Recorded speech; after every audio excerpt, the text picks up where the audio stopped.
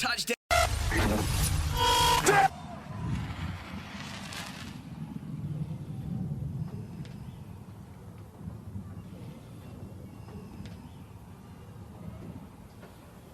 We're here. Welcome, everybody. This is the No Politics Podcast, the most dope, the most real, the most must-listen wrestling / sports / music / whatever the fuck we want podcast in the whole motherfucking podcast world.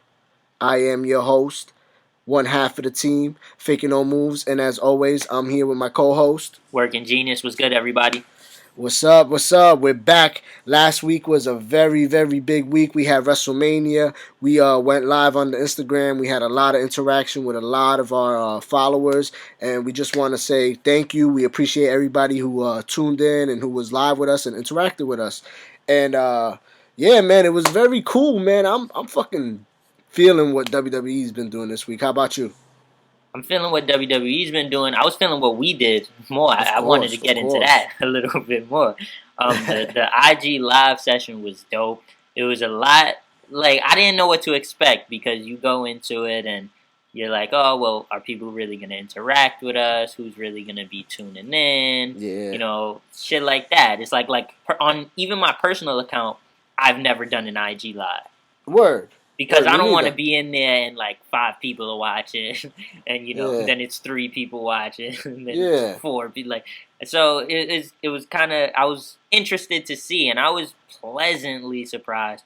It was dope how it grew though, because let's not forget WrestleMania started very early at 5 p.m. on the East Coast. And that was like morning, not morning time, it was the afternoon, but like still, like the sun was out. Yeah, it was early, so from 2 to 5, that's morning time for most New Yorkers and East Coasters. You know what I'm saying? Especially young East Coasters.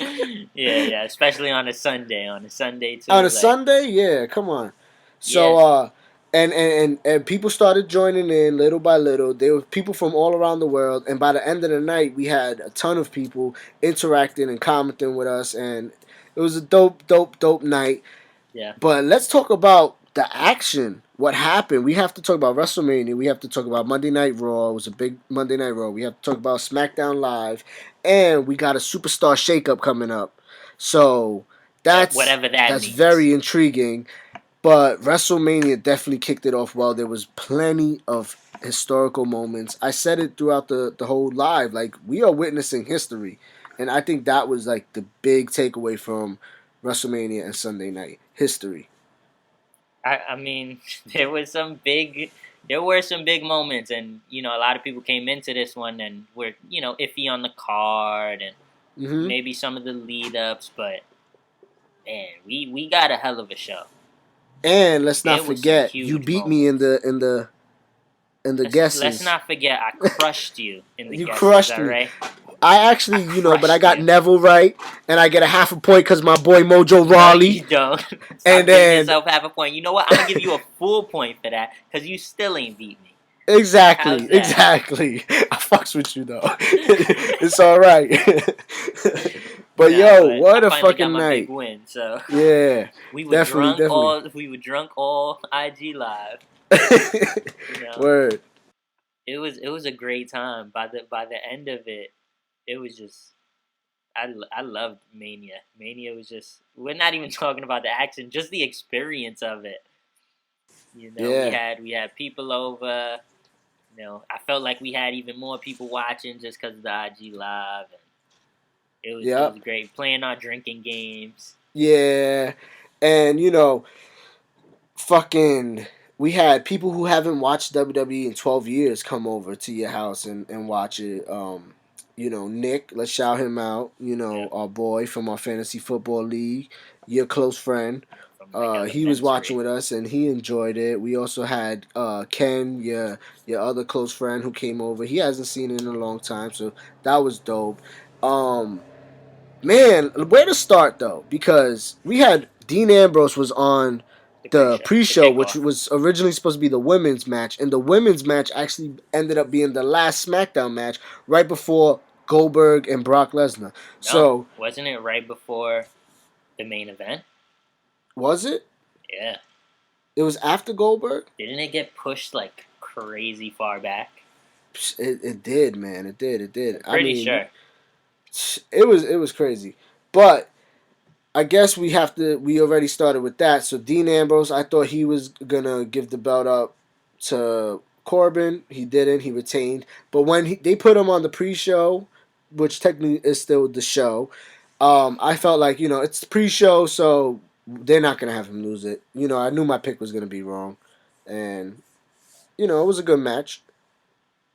I thought it was a cool match. I was surprised because I don't want to see the Intercontinental title Yeah, defended on the pre-show or the kickoff show, whatever they want to call it. yeah, But yeah, I was almost sure Corbin was going to win. And one thing that we talked about afterwards was that we checked the betting odds after Mania. Like yeah, I opened them prior to Mania, and I left the page open, didn't look at it. And then yeah. after Mania, we looked at the betting odds, and Corbin was actually the favorite Yep, to yep. win the title. And maybe that had something to do with it being moved, to the kickoff show. Maybe that Yeah. messed it up or some shit like that. But Who knows? Corbin was But that's actually the favorite. interesting. But it That's was a good very match. interesting. I still expect Corbin to win it. Yeah. Maybe at the next He's pay per gonna. Yeah, view. he's gonna. Like that's, I think he's on his way to grabbing that title. But that was a good point because it was And on the then kickoff show. It didn't make that's sense. good for SmackDown. That's good for SmackDown. That was the first SmackDown match of the night. And then we had AJ Styles and Shane McMahon actually kick off the big show, the ultimate thrill ride. But hold up, we can't. We gotta mention the Aries Neville. Of course, of course. We Yeah. kind of mentioned it somewhat, but we didn't get into the biggest spots, the best moments. I felt it was definitely one of the best matches of the night, and I love the finish. I love the storytelling. I love how Aries had him in that submission, and Neville raked the eyes. That shit was dope. We didn't mention it, right? We No, mentioned we it with mentioned who each got it other. right. That I got it right, but I didn't. Okay, okay. All Yeah, right. no, I thought that was a dope match. Great with the orbital socket raking Yeah, thing. I thought Aries. I picked Aries, but on the last episode when we were making our predictions, you got me when you said none of the outsiders win their Mania debuts, and that proved right. And then during the match when they came out, you noted that Neville had on gold and Aries had on silver, which is yeah, an interesting yeah. kind of thing. But I thought it was a good match too. Cool match. We keep it moving. Word.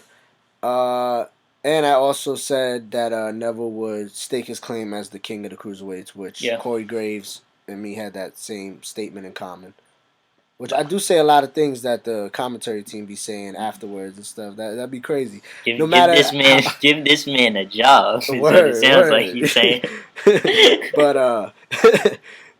moving on, AJ Styles and Shane McMahon, one-on-one match. Some tables were broken. We had a little, discussion about whether tables will be broken or not. We were kind of confused, but it happened. We saw coast to coast, which was beautiful. We Man, no. no, we saw it get reversed. we Like, saw we saw AJ try to do the coast to coast. yeah, And Shane caught him out the air with the trash can. can Oh man. And yeah, the way Styles' body just like folded, yo, it it was was beautiful. perfect. It was beautiful. It was They had such a absolutely good beautiful. match. Yeah. Theirs was one of my maybe like top four. Yeah, definitely. Yeah. And I loved it. then we I was also had pleasantly surprised. Like, not that it was gonna. I thought it was gonna be a bad match, but it was really well done. yeah. I had no idea or no clue on which direction they would go with this actual lineup. For the card, Yeah, because they had that start the card, which I didn't expect. Then they had the following match, KO versus Y2J, yeah. and it was amazing. What that was another big WrestleMania moment where me and you discussed before we started recording this episode.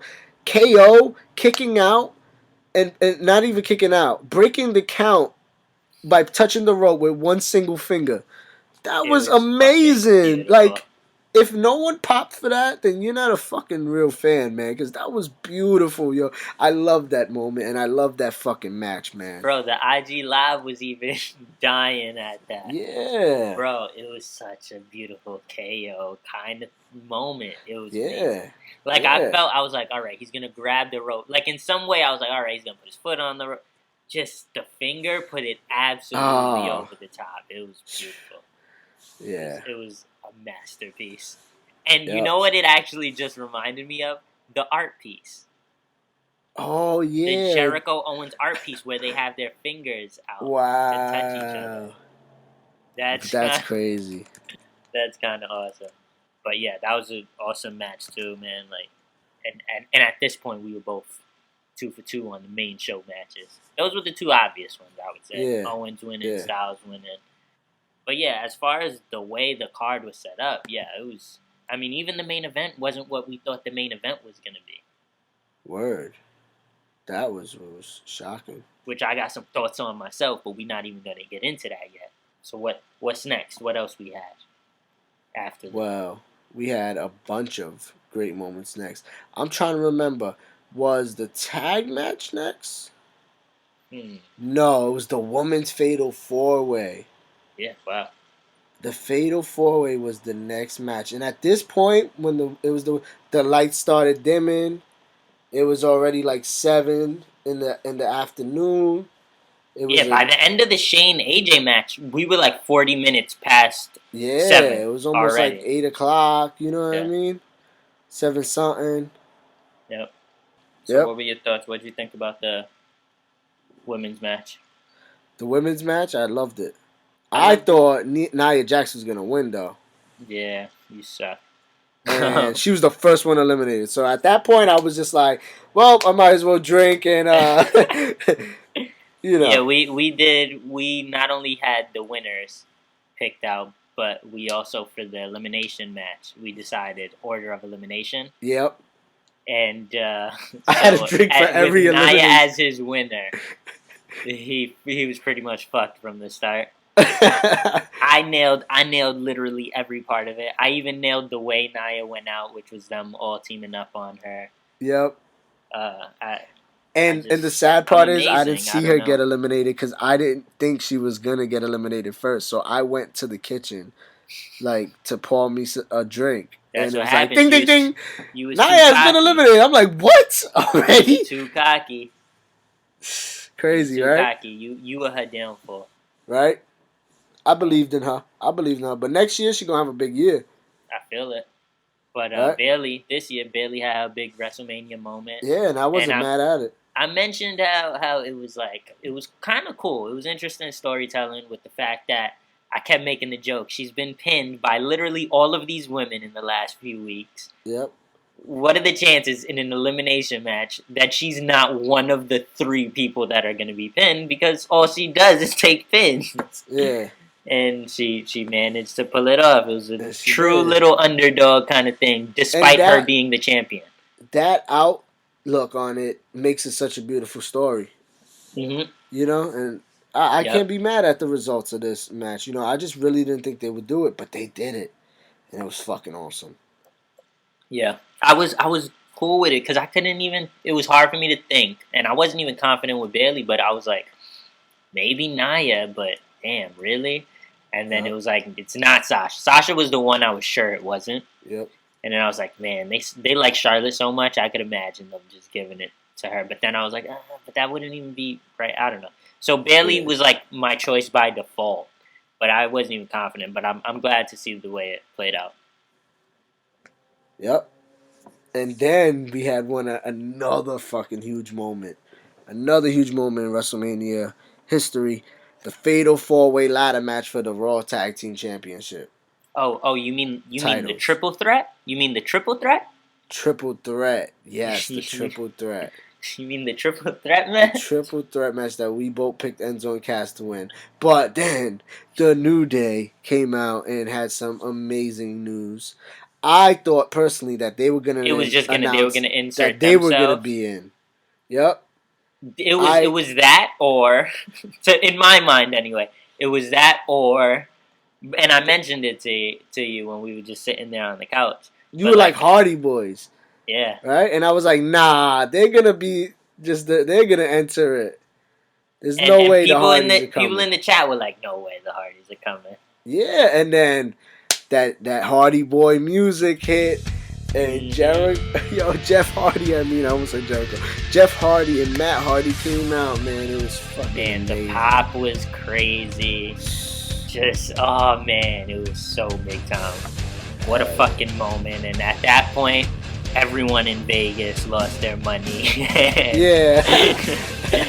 And shit, it was automatic. Like, okay, Hardys are winning this one. Yeah, yo, but let's not forget also when Enzo and Cass came out, that place was on fire. That stadium, that arena, the stadium, that bowl, the Citrus Bowl, was fucking crazy, going crazy with Enzo, with Cass. How you do it? How you do it? How you do it? Yo, Man, all that, yo, they was lit. they were the favorites. Actually, yeah, no, they were the favorites coming in. I think. So to me, I'm not surprised everyone was on their side. But when the Hardys came out, it was all over. But And we had some we had a new classic Hardy favorite moments. now. Matt Hardy hit a twist of fate off the top of the Oh my ladder. god! Fucking Jeff did the Swanton bomb from Swanton a fucking broke 20-foot through the ladder. Yo, Oh that my, ladder was so fucking tall. hell yeah, bro!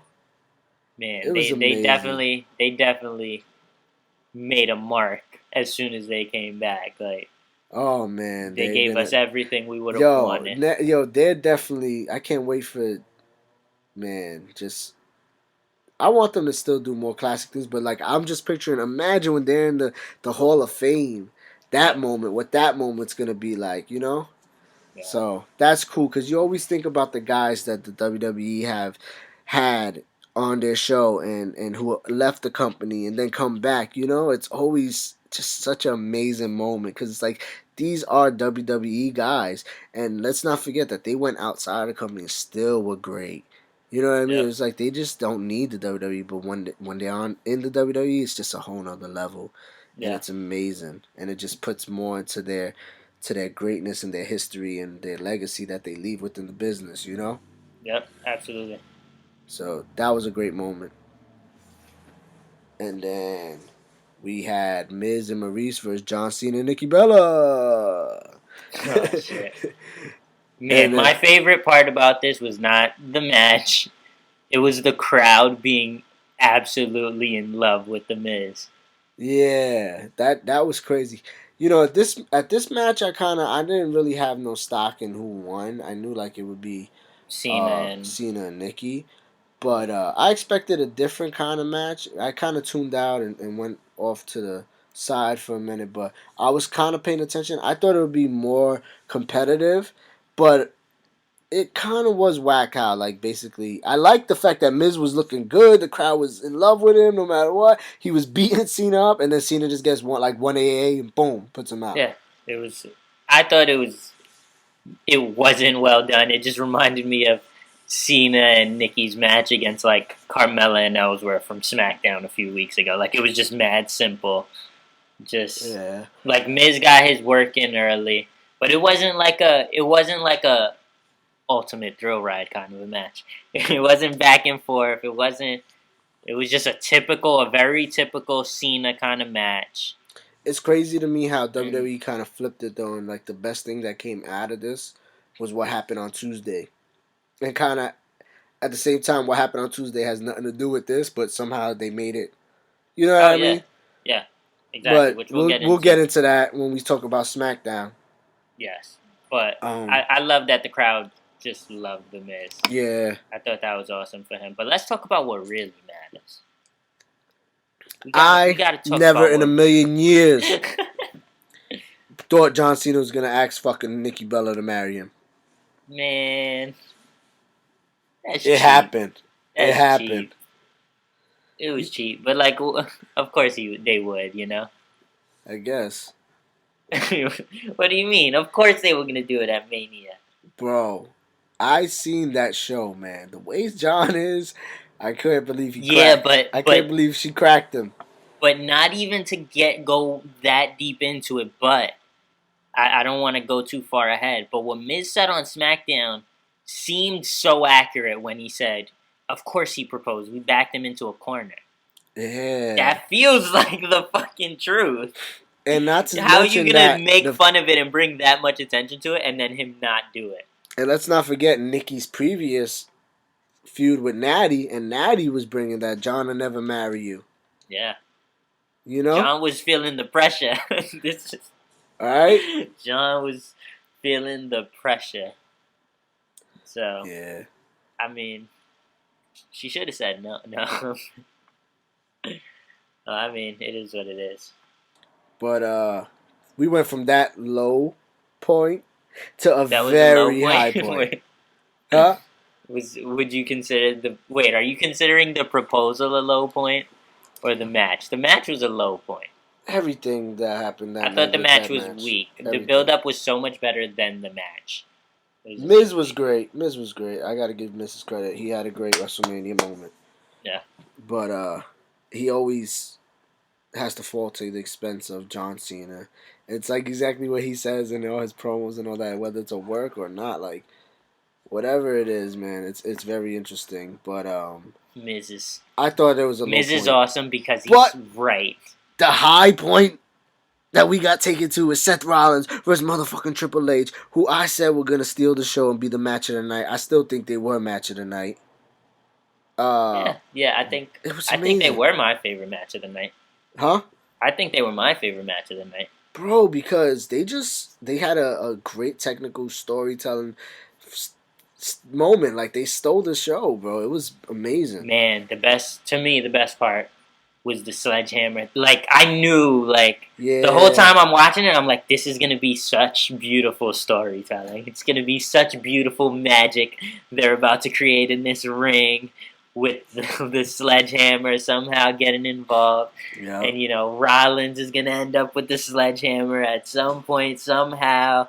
I don't know. Like I had so many ideas going around in my head, and the bump Stephanie took was awesome. That was big time of her to go through that. Definitely, table.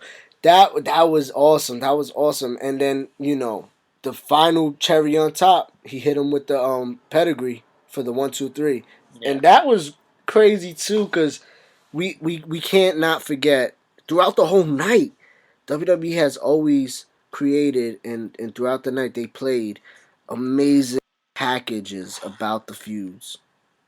Yeah. That were just so fucking dope. And it really was like my mentor and the guy who I looked up to, and he gave he gave me a lot, but did I give away? Was it worth it? Type, everything that he gave me, was it worth me giving up other things to take this opportunity and to learn from him? And I appreciate learning from him, but he turned his back on me, and I should have never trusted him. And boom, like it was just beautiful.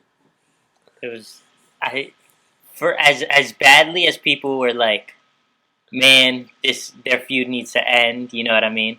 Yeah. Like it just needs to come to an end at this point. It's been dragging too long, of course, because Rollins' injuries and stuff like that. But it was a beautiful ending. Yeah. It was an absolute beautiful ending. It was. It was the perfect ending to like just a long, like this was an important story. I feel like that was told. Yeah. And now I'm so excited for Seth Rollins. And I love the way Raw ended this week, because I can't wait to get into that too. We shall. Hold it down. Yeah, I can't hold it, man. I want to just talk about Raw already. Alright, so let's keep it moving for now. Bray Wyatt versus Randy Orton for the WWE Championship. This was a short match. A lot of us wanted it to be a lot longer. I wasn't mad at the match. I thought it was still a good match. Not as good as it could have been if they had more time, of course. But it was a long night. We had a lot of storytelling we had to get to, you know what I mean? And Randy did what he does, and got that RKO. Bray Wyatt had a few moments, but all in all, it took what, two RKOs at the end, or was it just one? I believe he hit one. Didn't he like hit one and like Bray rolled out or something? I feel like. Yeah. Yeah. And Bray had his moments where the ring had the worms and the I just thought maggots and the I thought that cockroaches. was the most memorable part of the whole match for me. It was Just dope the ring graphics and stuff like that. that was dope. I liked it. I mean, they could have did a lot more. I'm not gonna fucking shit on them for not giving them that much time. I understand. I We don't. got a we got a I House of don't. Horror coming up. But this was the Mania match for the WWE title. Like, Yeah, come on, you can't half-ass this. It was Randy still looked good, man. He killed it. Great, good match, man. all right. Let's talk about actually what ended up being one of my favorites. And then at this point, we had a timer. We wanted to see what would be longer, the Brock Lesnar Goldberg match, or Undertaker's entrance. It was a barn burner. Yeah, It was really close. it was close. It was definitely close. And we had Goldberg versus Lesnar, which I think we all had low expectations. And this is one of those moments where we got to give WWE their props. Kudos to them. Big shout outs to them. You know, we had the bar set low, and then they exceeded it. And they did what we thought they were going to do. It wasn't that long of a match. But it was a hell of a match, and it was a great moment, and I love this match. What did you think about Brock Lesnar versus Goldberg?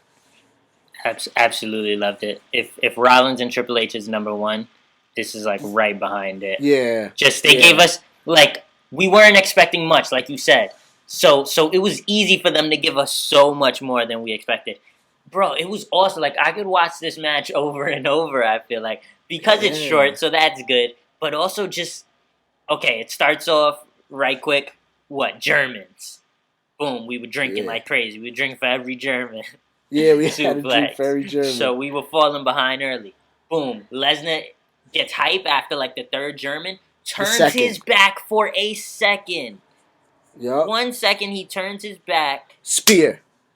And that was like beautiful. It goes back to their first match at Survivor Series where what was the thing? That Lesnar when he got up, he turned his back for a second and it was over. Goldberg had it. Yeah, So yep. when they oh man, just We all thought revisiting like, that no, moment, is Goldberg gonna win? I Right? thought once he grabbed him for the suplexes, I was like, it's over. Like Lesnar's gonna destroy him. It was 3 suplexes. I'm watching it right now. But yeah, Okay. it took. He turns. He gets hype, and oh my god, Goldberg with the spear, Oh and man. then setting up. Like I could just take you through this whole match.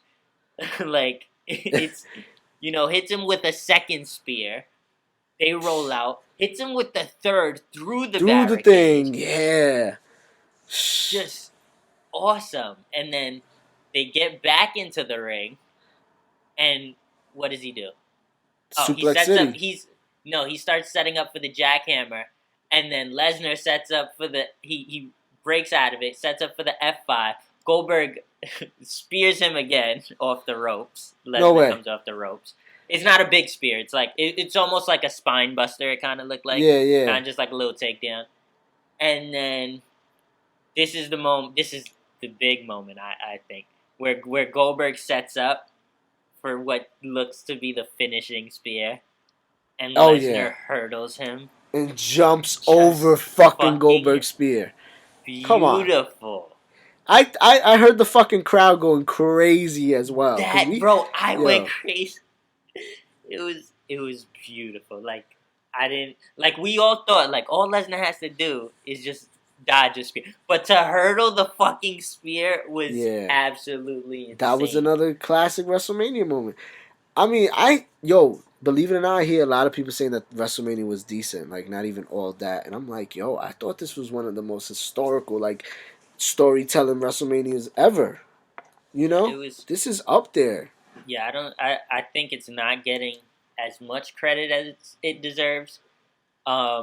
There were, and I always say like, yeah, you can focus on the big moments because there were big moments, and then there were the like, oh, well, they didn't really deliver here. So I M- get where people try to take away from it. My whole response is it depends on the environment you watched it.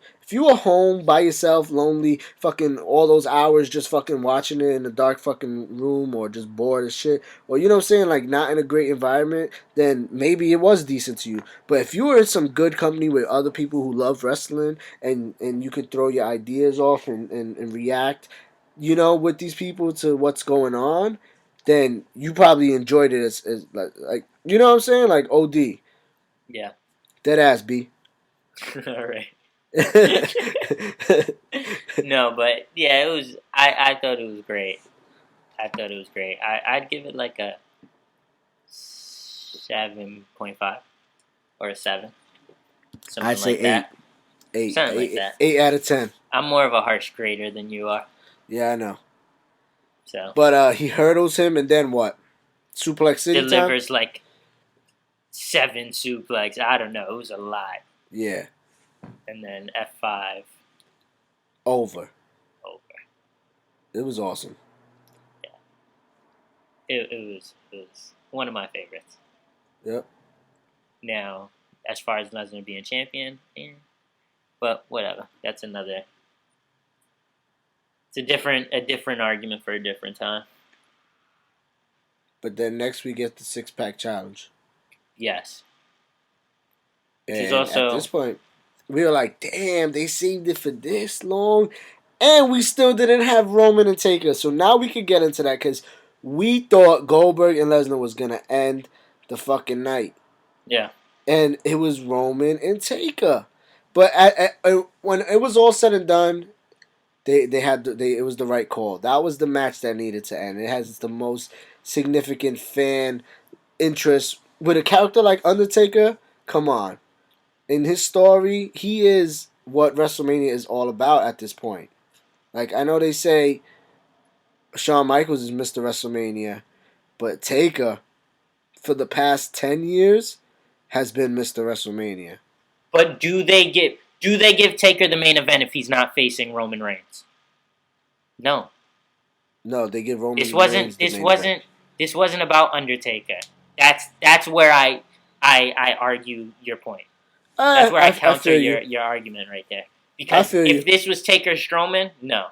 I'm not saying it's about Taker, but to me, you know, the connection that I have with Taker, it's like, it was what it is. Like, I know what you mean too, because I see where WWE's going with this. But man, it was great. It was a great moment. But let's not skip over the 6-pack challenge, and let's not also skip over that Brock Lesnar versus Goldberg was 4 minutes and 45 seconds. No. Yeah. No, that was or Taker's 5 entrance. minutes. No. Yeah. Taker's entrance had to pass that, and it was his was 5 minutes. And it didn't. It did. Did it? Yeah. I don't remember because we also timed Goldberg's entrance. No, we didn't. Yes, we did. Oh yeah, before that it was like 3 minutes. So altogether their match was like 7. It was their match was 5 minutes something.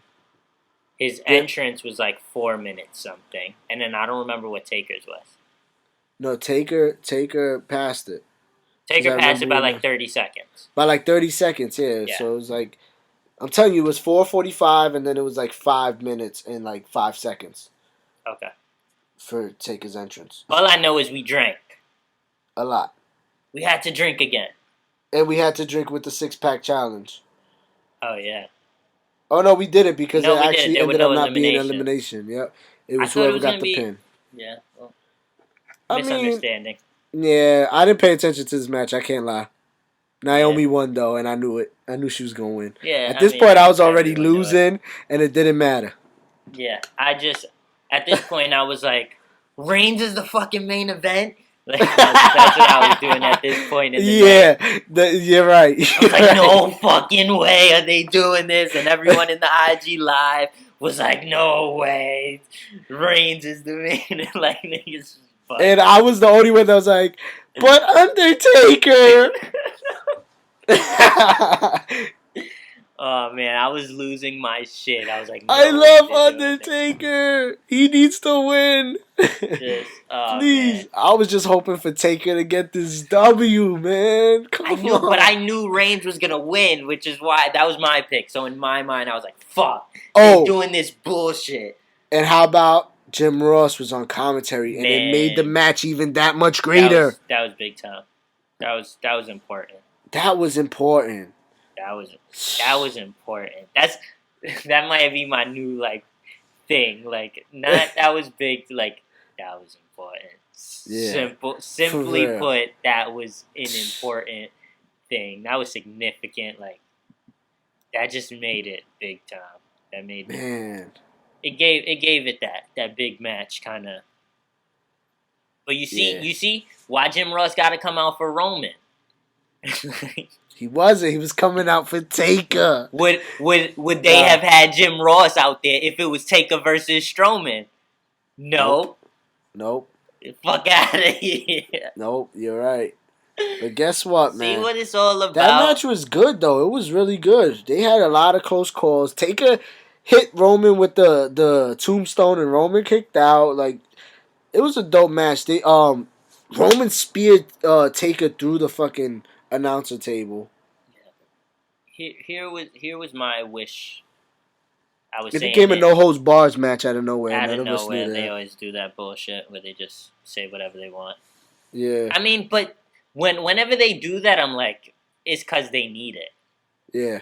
It's like, okay, this match on its own, they need to throw like something. But they did that. Wasn't it Reigns and Lesnar that they did that with, or Reigns and Triple H, or it was Reigns and Lesnar.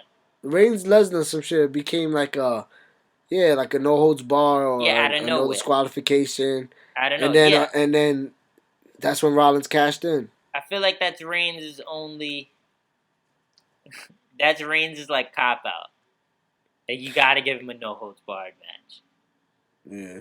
So he can do like things on the outside. But it was a good match.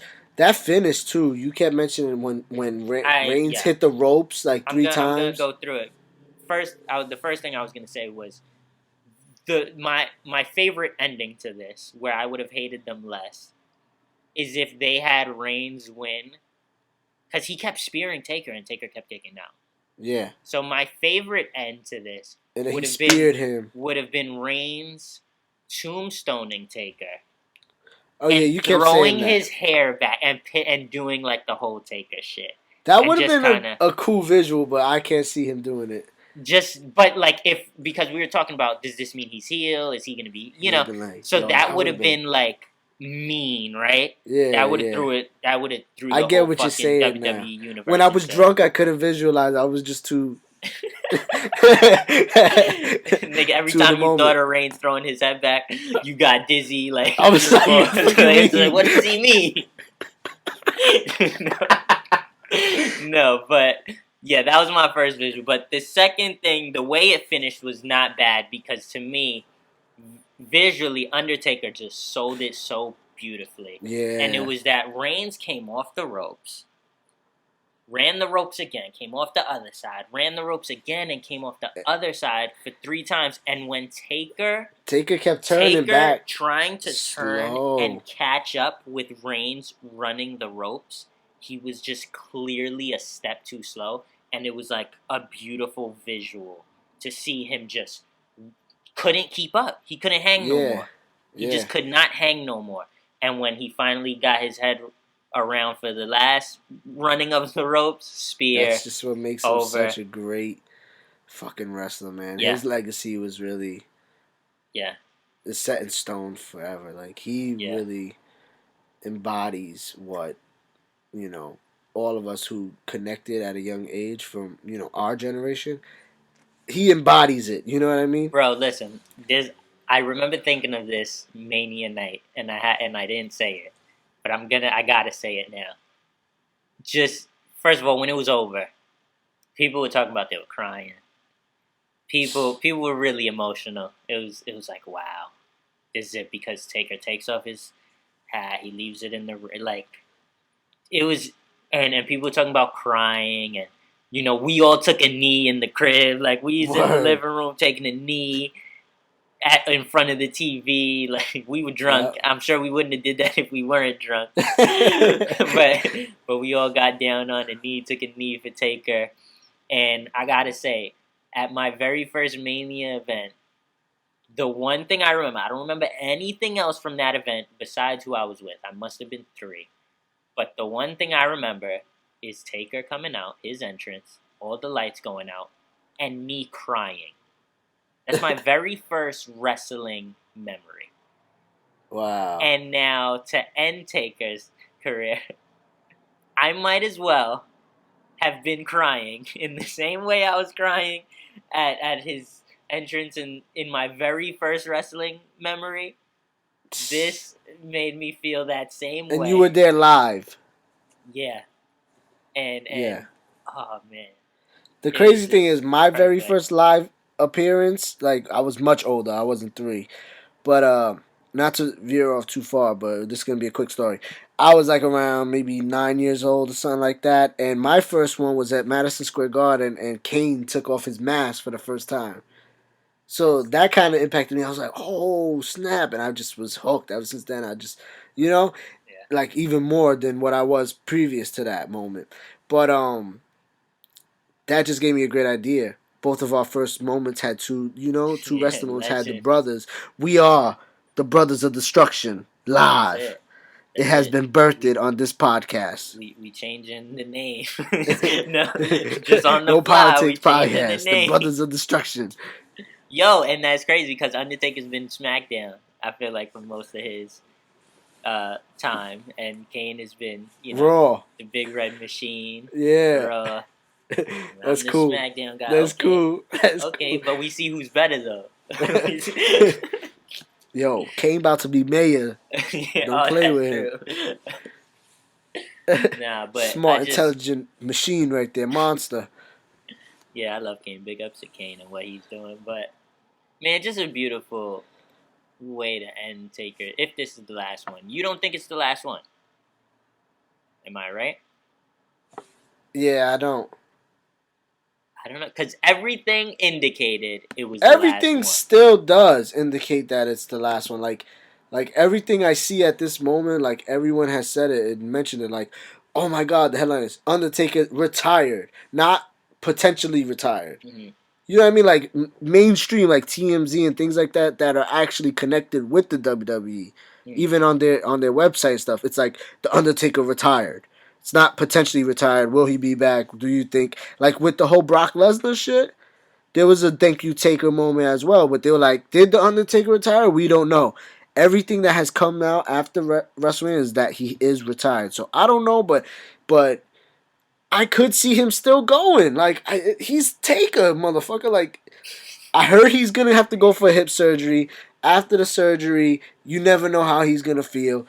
He still got it. I don't care. That whole slow step thing from side to side, I think that just plays into just how beautiful of a storyteller he is in that ring. I don't know if it's I can agree. I think he was obviously selling or acting. Yeah. But, like, I didn't think that was, like, a realistic, like, damn, Taker's mad slow these days. Yeah, like, I know. But, I mean, I don't know. Because this would have been not a great way to end it, but...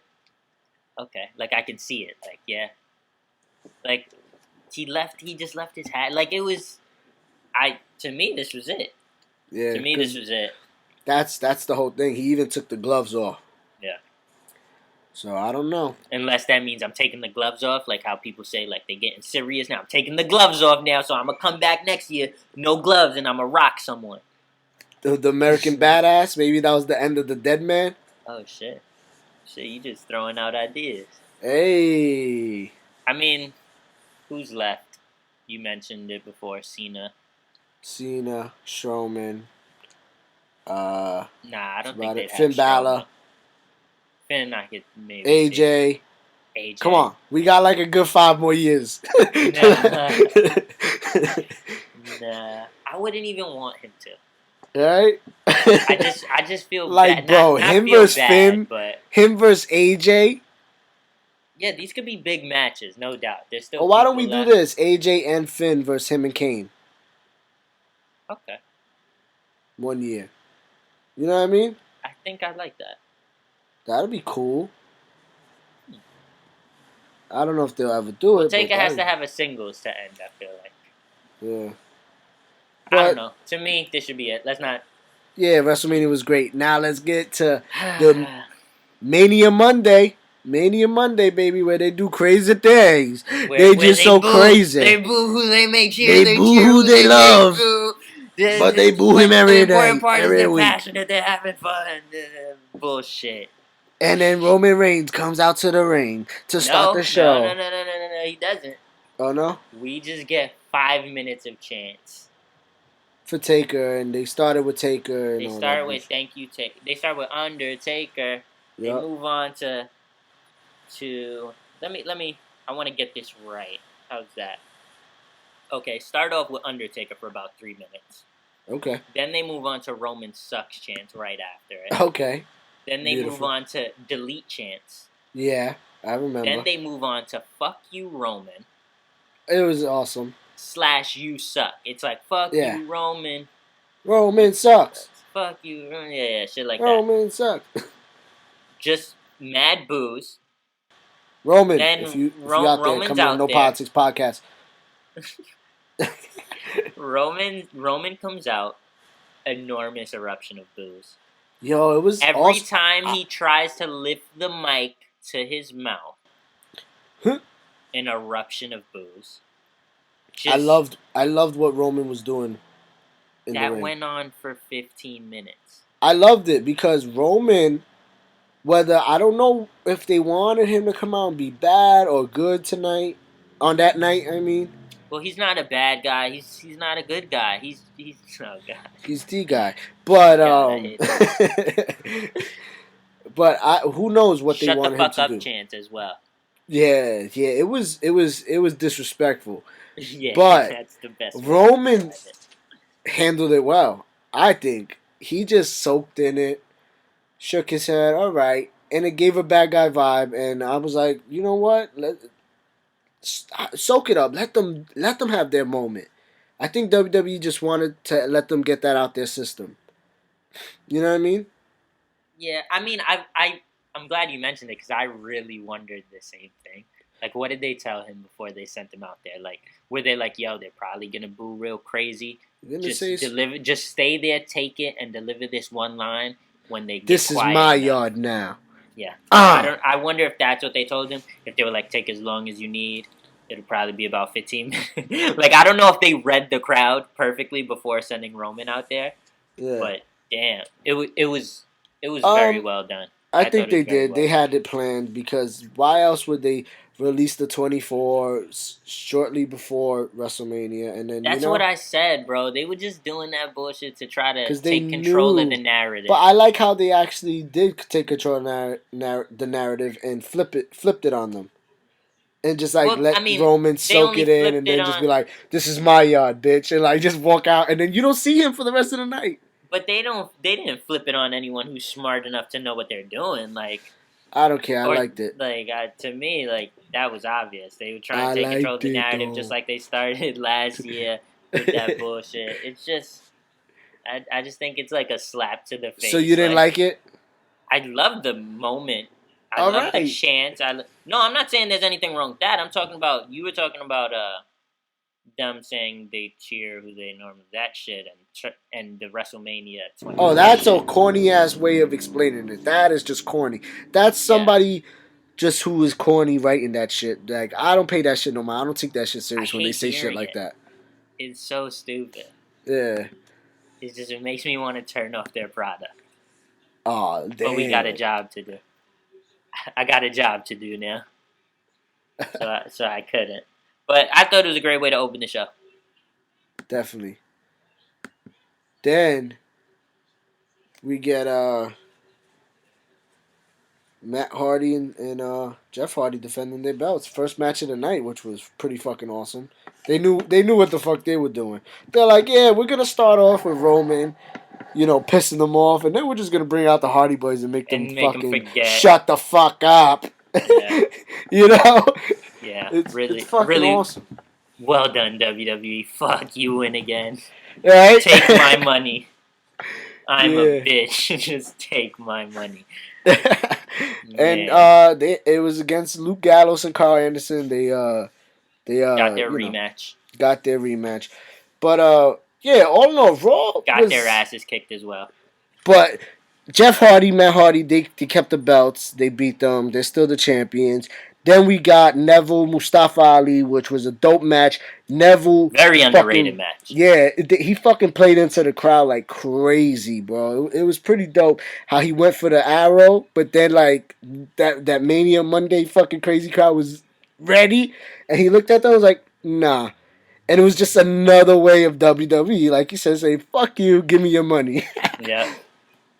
Yeah, absolutely. I thought it was a great match. Got to mention Mustafa's Spanish Fly. One Oh of the man, that shit was best moves beautiful. in the business right now, like that That you shit would is see so live beautiful. on And then WWE his television. finisher too is awesome.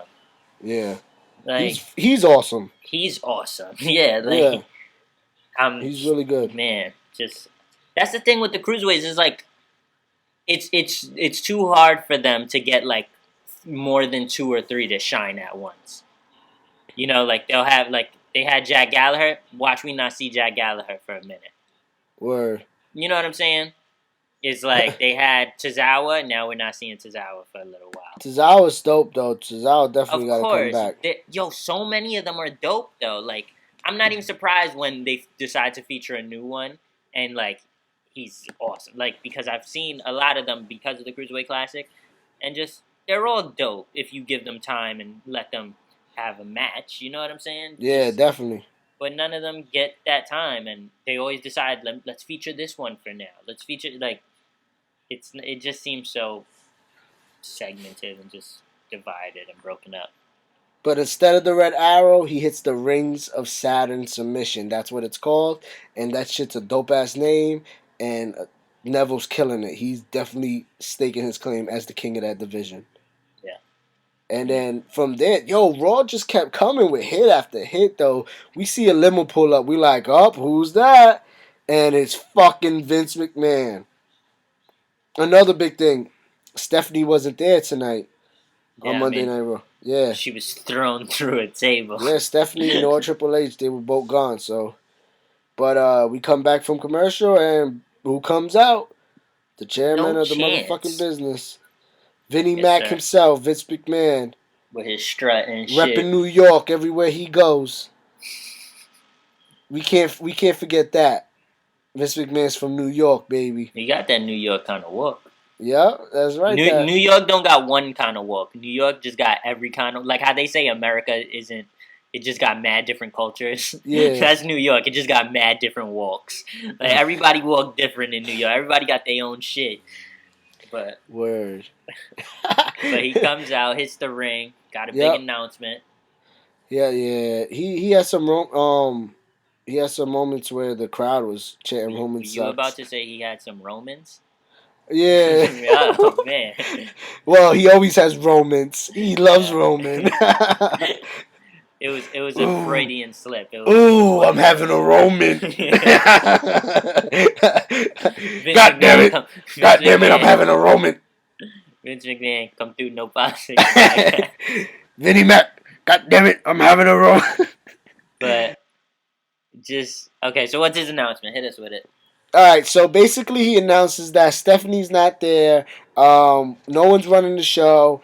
We're gonna have a new GM, and he's coming out now, basically. And then he's like, he's coming out now, and all that. And it was like, well, he's kind of a prima donna or something. And it was like, and Kurt Angle comes out. Nope. And it's like, You ruined yo, it. that was so. You ruined it.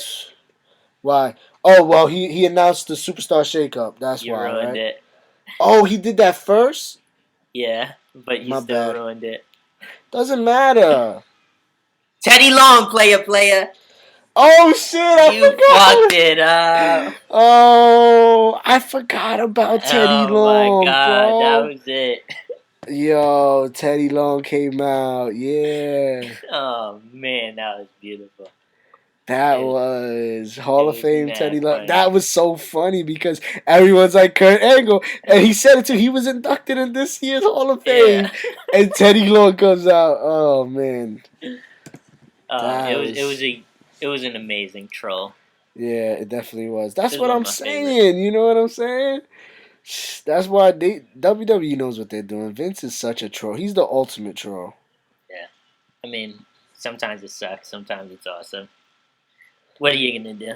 But all in all, what we That's can a take from troll. this Sometimes segment. trolls are great, and sometimes trolls are like, "Stop! You're being a troll. You're just being a troll." Like Yeah, sometimes yeah, trolls are exactly. annoying, and sometimes they succeed very well. Exactly. But all in all, what we can take from this segment was Kurt Angle is the new GM, and we're having the superstar shakeup. What do you feel about the superstar shakeup? What can you know? What is it like? We're still having a draft. I feel this isn't the draft. This this superstar shakeup is not the Yeah, draft.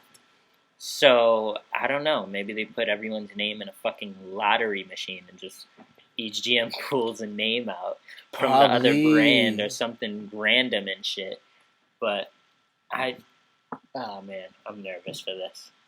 Yeah. I think this is gonna do more harm than good. Well, at the end of our towards the end of the episode, we're gonna elaborate more on what we think can happen, what can occur from the superstar shakeup. A lot of rumors out there, and WWE planted some seeds throughout the night and also on SmackDown with the whole AJ Styles segment. So I could say one this for sure. It's gonna be interesting come Monday because it's happening on Raw, right? Yeah. Just So two couple big days away. episodes, 2 big episodes of Raw right after Mania. It's coming Yeah. out strong. Yep. But moving on, we get the New Day who comes out to the ring and they say the only downside that of hosting was that they couldn't wrestle. So they did a open challenge. Anyone in the back who wants to come wrestle them. Say yeah. Come on, your boys. Oh You got to go man, in for them. I was Represent, boy. supremely hyped. The The revival revival. comes out. Oh my god, no, No flips, flips. just fists. No Oh my flips. god, Just fists. they come out. The crowd, fuck. That's why I love like post Mania crowds too, because it's like some of the most hardcore fans, so they know the NXT guys. Even better, it was in Orlando still, Word. so just that's what Exactly. that's why pay per view crowds are so much different from the casual crowd. Because first of all, pay per view tickets are harder to get, so more Yeah. people that go to pay per views are more likely hardcore fans. Yep. So it's Especially like WrestleMania. as a kid to appease your as a parent to appease your child who wants to go to a wrestling event. You could take them to anything. You could take them to Raw, SmackDown. They don't care. You know what I mean? But to so it's not like there's not as many kids at a pay per view event to me, or like at the big events like the wrestling the episode after Mania. So to me, it's only the hardcore fans, not only, but mostly the hardcore fans in the building when it comes to these kind of episodes. And they came out strong. They were there for the Revival's debut. It was beautiful. A great match. We saw some typical Revival shit. One of my favorite tag teams, if not my favorite tag team in the entire WWE. That's including NXT. I was saying it before they got called up. They're my favorite tag team in the WWE right now. I'm just so excited. And speaking of the Superstar Shakeup, for whatever reason, I could see them having this debut and then going to SmackDown. I could just see it. Like I could see them having a feud with New Day, and Yeah. then I could just see them at the same time saying like make this splash and then like go to SmackDown or some shit like that. That's interesting that you say that. Why? You think they'll get shipped to SmackDown? I think it would be a cool little thing. I don't know. Anything can happen. Because it's not like they've like I think like boom make an impact, beat the reigning like the longest reigning tag champ, and then boom you can move them to SmackDown. They made a statement, boom. But They I heard they're gonna have to re, improve the SmackDown tag division. I So feel like the SmackDown people tag people division needs might way more help than the fucking Raw tag a one. lot of tags might move out over to the blue brand. Here's the thing. Here's the thing. Having the Revival debut on Raw is fucking big for them Yeah. because it's the post Mania Raw, so the crowd sees them and even the casuals get to see them. Yeah. Boom. Okay, the crowd fucks with them. You know, you got to take advantage of that post Mania Raw crowd, and You they know do what's it. crazy though? Debut the revival, and then you could move them, and people will still be hyped for them on the other brand. But you know what's really crazy? I don't know what you about to tell me. I felt that way about the opposite show, Smackdown, who debuted it on Smackdown. You thought that they were gonna move? I think the same like make a splash. That moment, the crowd was crazy. It's WrestleMania, crowd, Mm. and then the shakeups coming, or even a couple months from now, the draft's coming, and boom, put them on Raw. Man, here's the thing. To me, SmackDown needs so much more help roster wise. Yeah, Just but Raw, they're still Raw is doing just they're doing alright with what underutilizing, they got. especially considering the Hardy Boys are on Raw, like just like that. Yeah, Now the revival, they don't need both. Come on, yeah, like they really need both right now. You know, they still got time with Enzo and Cass. The club is still good. Like they still got fucking Cesaro and Shane. Like, come on, yeah, Raw doesn't need any more right now. Like they need something different, but they don't need more. They just yep. need to do it better. SmackDown literally is void of strong The talent. SmackDown will probably get like DIY. Yeah. Yeah, I mean, that's not bad. I made it sound bad. But, Hype Bros. boo. Um, Mojo is a singles competitor now. yeah, They ain't gonna be no Hype Bros. the And Hype who Bros will knows be how together again. far Zack Trust me. Ryder's out. Yeah, but how long Zack Ryder's out? He's a But singles for a while. but all in all, though, Revival get the W, and it was a fucking dope match, man. They Yeah. looked really, really fucking good. They get the pin on Xavier Woods, and yeah, I'm hyped to see what they do. Who knows where they end up, but for now they're on Raw. Keep it moving.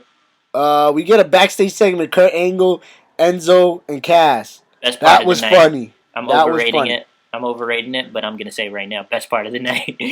Yo, fucking. He said what he said about that they can't teach that. He was like, not in any school I know. Not in any college I've ever heard of. Not in college I heard. What he said again? What was Enzo's line? No, he was just saying, my name is Enzo Amore. I am a certified G and a bona fide Bonafide stud, and you stud, and you can't can't teach teach that. that. And he's like, He's not in not in any any school college that I've ever heard of. Yo, that shit was so funny. Then he said at the end, and at the end he was like, all right, you get it. You're gonna get a tag, a shot at the titles, number one contender match.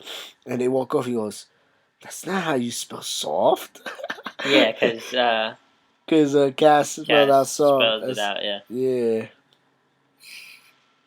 It was great. I loved it. Which is one thing people love about Angle too is besides his in ring work is comment like his ability to be comedic.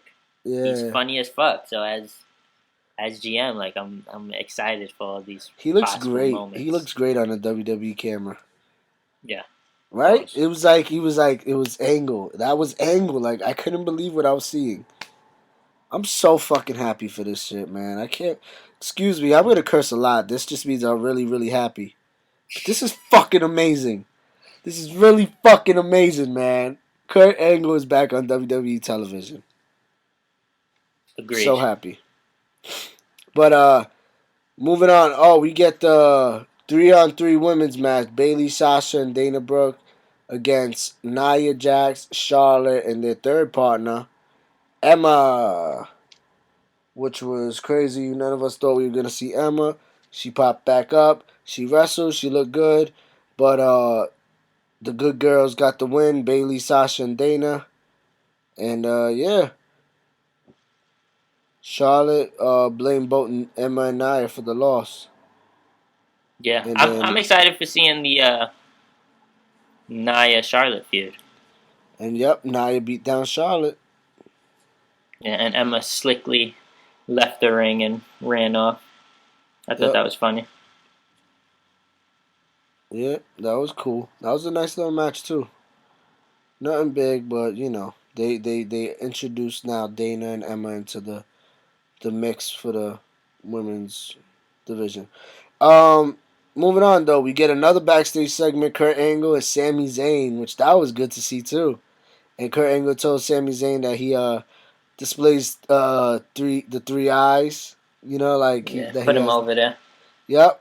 And Jinder Mahal came in and was talking shit about that he got screwed by Gronk from winning the Battle Royal. We actually forgot to mention that fucking Rob Gronkowski got involved in that Battle Royal and helped Mojo Rawley win. Yeah, But that was the biggest moment. yeah, that was a big moment for the Battle Royal. But Kurt Angle sets up a one-on-one match for Sami and Jinder later in the night. So I was like, cool, nice hit, yo. At this point, I felt like Raw was going by mad quick. Like it was already like almost down to like the last hour or some shit like that. I feel like we've been talking about it forever. Yeah, I don't know. but I never feel like it goes quick, even when it's good. yeah, That's what I've realized. felt quick for me. But we got Brock Lesnar, Paul Heyman. They came out to the ring. They popped their shit. Strowman came out, and Strowman tried to talk shit about wanting a shot at Lesnar's belt. They go face to face. Strowman back down. Lesnar's our It's champ. so trash. And yeah, we can move on from that, right? Stop having Strowman fucking him back down. For what's the point of him coming out if he's gonna fucking stand face to face with someone just to fucking back down? Like, Word, I didn't like that. Come the fuck on. That's like, one of those this moments isn't I your didn't like. time. This isn't. You're not ready for this. But you decided to come out. Why don't you come out when you're ready then? Instead of saying on my time. This isn't. You just came out. This is your fucking time. You idiot. Come Like, on. oh my And you know God. what? Let's not. I was about to just skip over this. Let's not forget. Heyman used my line of 23 and 2. Oh, this is big. And he talked about the 2 and 23 and 2 going one-on-one. Yo, bro. That's big time. Yo, bro. I put it in our Instagram caption and everything that you was talking about it because I've you been said saying that shit before anyone. Yeah. Stake your claim. The problem is, right, I got people in WWE that mess with me, right? But they're trying to keep it on the low the same way they try to keep John Cena and Nikki Bella's relationship on the low. They don't want the WWE universe to know about me yet. But see, I'm doing this podcast, and I'm coming. I'm coming. They can't just keep taking my lines and feeding them to Paul Heyman, you know? Yo, I wouldn't be surprised they listening to us. They one of our 20 listeners. and they just stealing all the good stuff from the bottom feeder podcasts. It is. That's what happens. That's how it works all the time with everything. Where they just take the ideas from the bottom, where you can't even sue because you're not even big enough. Exactly. But let's move on. Let's not even get into that legal stuff right now. Yeah, because you know what? We are Team WWE, and you know we're gonna prove it. We're gonna prove our worth to the company. They're gonna bring us in. Moving on. Chris Jericho's backstage. He does an interview about getting a rematch, and he said that he will rematch Owens in 4 weeks at Payback. He also says the Raw after WrestleMania is one of his favorite nights of the year. He's going to get his revenge on the stupid idiot Kevin Owens in a tag match tonight with Seth Rollins against Owens and Samoa Joe. So he announced it. And then he also announced that he's putting the tip of Kevin Owens' fingers on the list for that whole moment. That was amazing. That was another great moment. And then Owens attacked him with Samoa Joe backstage, and that was dope too. And they Owens powerbombed Jericho through a table in the back. Yeah, that was a cool little moment. I got some problems with it. I'm gonna save it because it also falls in line with another similar problem, so I'm not even gonna mention it right now. Okay, all right. I didn't have a problem with it. I loved it. I mean, I was like, okay, well, no, it's not the beating him up backstage that I have the problem with. I'll get into it later. Continue. But at that point, I still wasn't even thinking about this tag match between Rollins and Jericho against Owens and Joe. But then we get Kurt Angle backstage, leaving the trainer's office from checking on Jericho. And Rollins is like, is it bad? Like, can he wrestle? He was like, no, he can't wrestle. We're going to find you a replacement, and your match is still on tonight. And I was like, okay, this is interesting. And then it all hit. It all dinged. Okay, this is a possibility. We might be seeing someone special tonight. And I know you were happy that you didn't like that part. It didn't click in your mind at that moment. No, it clicked. I liked it. I was like, all right, cool.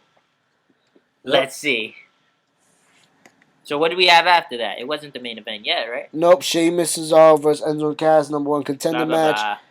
We don't really got to get too much into this Sheamus and match. It was Cesaro it was win a though. good match, but Sheamus and Cesaro got the W. Yeah, moving it And on. they're really hot right now. The crowd's really fucking with them. Yeah, big time. And I'm interested to see them versus the Hardys. That's gonna be a good, dope, just regular tag match. Yep. Absolutely. So I'm happy for that. Yep. And then after that, we get Sami Zayn versus Jinder Mahal, Blah blah blah. and that was a quick match. Sami Zayn got the W. We all Bro, just cut. expected that. Just He cut the couldn't bullshit afford a out. loss. Yeah. Just And move- then just- after that, we get the main event. There we go. You want to talk about it? No.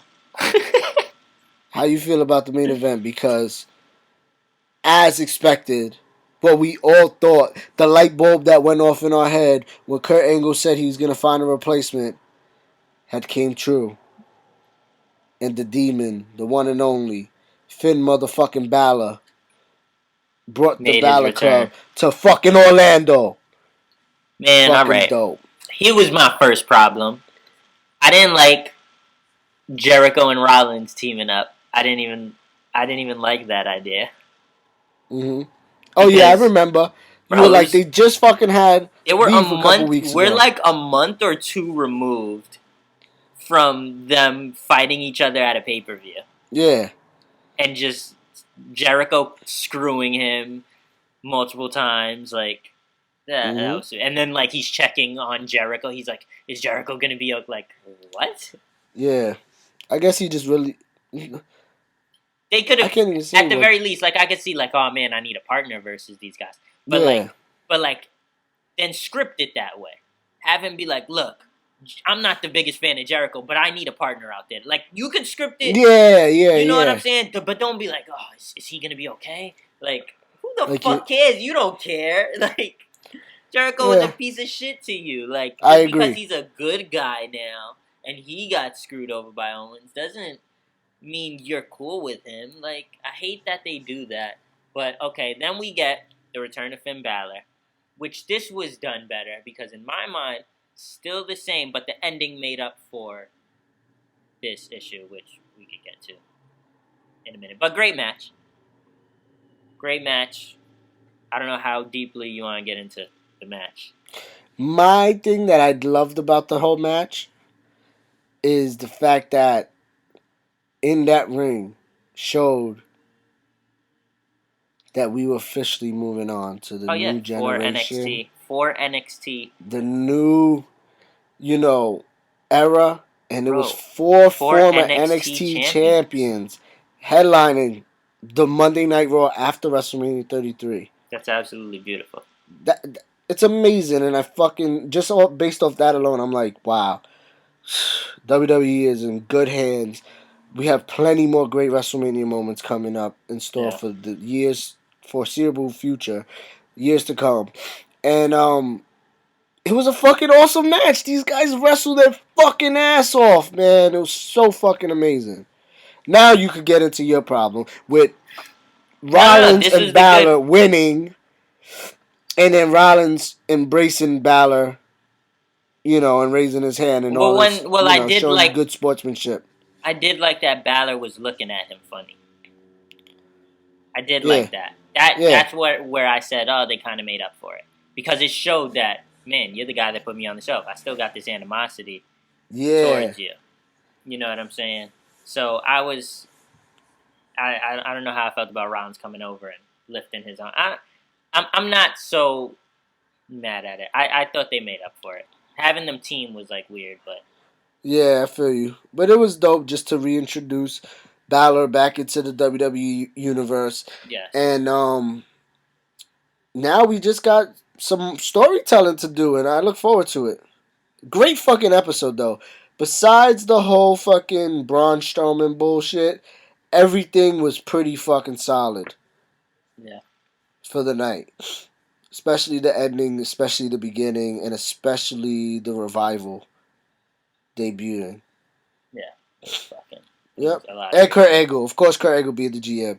man, and even the Roman and the Taker chance at the start. Oh, hell yeah. So, And we didn't get Roman for the whole night after that. yeah, that was my favorite now. But So no, that was cool. good episode, great episode. Yep. And then we can move on, man. SmackDown. I don't know. Do you want to take a break here? Then we come right back for SmackDown and we talk the Superstar Shakeup? On you, we can do whatever. I mean, yeah, I could take like a cool, 2-minute break. We're going to let the sponsors holler at the people real quick. We're going to take a quick break and we'll be back with SmackDown and the Superstar Shakeup. Our thoughts on that. So we'll be right back. When I touch down, Odell when I touch down.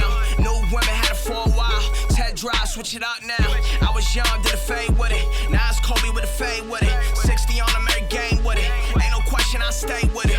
Ain't no pressure on the mission. Johnny Depp with a ticket. Golden ticket, get a mission. Harley resting, gotta get it. Yeah, they also lost again, and Jeff Hardy and Matt Hardy are still the champs. But all in all, Raw was pretty decent. Like, it was a great show. Fucking they announced the main event to be Neville. Finn Balor. No. Seth Rollins and Jericho. Finn Balor wasn't announced. Why? Damn. But Shut Finn up, Balor you're came ruining- out, so you're just ruining everything right now. I ruined it for everybody. Just shut up. Shut your ass up. You're ruining it. Okay. Jericho Rollins versus Owen Samoa Joe. That was the main event. Yes. A tag match, player. Yes, player. Yeah. I know what's wrong. I know why I fucked up. I'm gonna take this phone call live on the air. Who's that? Hello. Hello. No. Okay. They on me. That only happens in New York. Alright, is his number look so similar to mine? That's why I was like, what is going on? Alright, so anyway, back to let's start from the Jeff Hardy, Matt Hardy segment again. No, we finished. Huh? We finished that. Yeah, I know, but I mean, like, at the end of it and moving on. Let's forget I ever mentioned the main event. I like it. I'm gonna throw it in the break, at least. At the very least, I'll throw it in the break. We're gonna do what we gotta do. You got this.